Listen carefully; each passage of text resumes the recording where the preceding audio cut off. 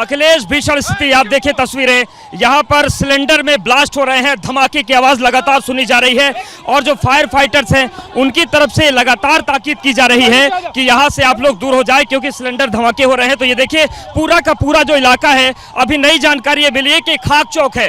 खाक चौक जो आश्रम होते हैं उन वैष्णव आश्रमों को कहा जाता है। और ये सूरज, ये तस्वीर देखिए कितनी बड़ी संख्या में फायर फाइटर्स यहाँ पर मौजूद हैं और इनको अब बुझाने में आग बुझाने में लगाया गया है। पर आपको बताएं कि ये बड़ा क्षेत्र है जो वो पूरी तरीके से जलकर राख हो चुका है और लगातार इस पर काबू पाने की कोशिशें चल रही है। तो सेक्टर 5 और आप देखिए कितनी बड़ी संख्या में यहाँ पर एम्बुलेंस बुला ली गई है। तो सबसे बड़ा हादसा 2025 के महाकुंभ में हो गया है।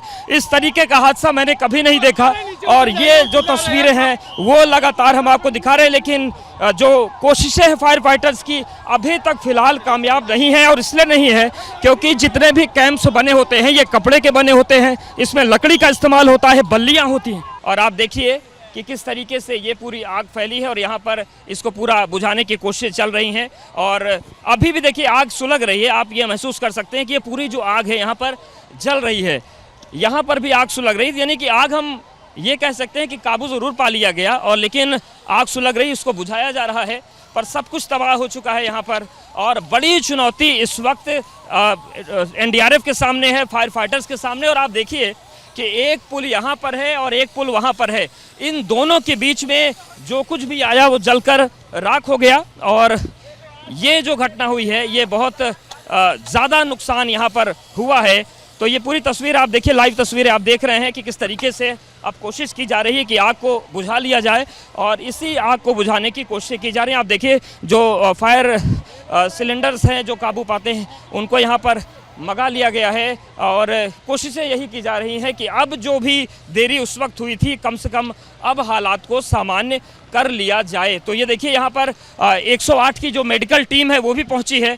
तो यहाँ पर ये भी अब देखना होगा कि क्या कोई इसमें झुलसा है, क्या किसी को इसमें कोई नुकसान हुआ है, तो उस पर भी हमारी निगाहें बनी हुई है। लेकिन आप देखिए जो आला अधिकारी हैं वो मौजूद हैं और हम तस्वीरें आपको दिखाएंगे। आप देखिए इस वक्त मेलाधिकारी विजय किरण आनंद मौके पर पहुंच गए हैं, जो कुंभ के डीआईजी हैं वो मौके पर पहुंच गए हैं और कोशिश की जा रही है कि आग पर काबू पा तो लिया गया है लेकिन अब इसको बढ़ने से रोका जाए। सबसे बड़ी चुनौती यही है कि इस आग को बढ़ने से रोक लिया जाए। आप देखिए ये जो पूरा स्ट्रक्चर है ये जल गया है, यहाँ पर कुछ भी नहीं बचा। और एक चीज़ हम आपको दिखाते हैं, आप देखिए यहाँ पर जो साधु संतों का बेडरूम है वो था और आप ये देखिए ये जो चारपाइयाँ हैं ये पूरी तरीके से जल गई हैं। तो जो भी इसकी चपेट में आया कुछ बचा नहीं। और एक बार महाराज जी से बात कर लेते हैं।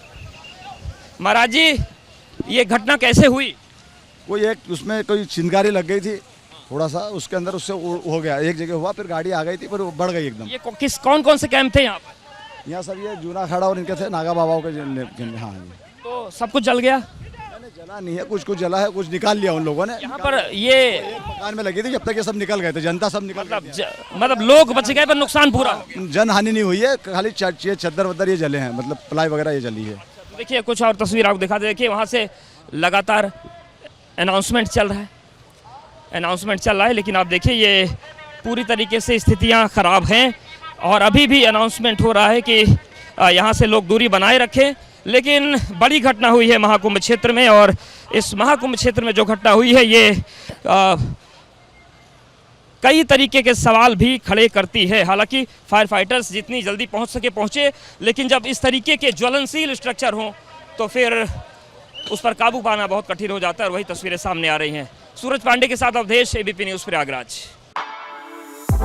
For exclusive and insightful videos, subscribe to our new channel ABP Live Premium.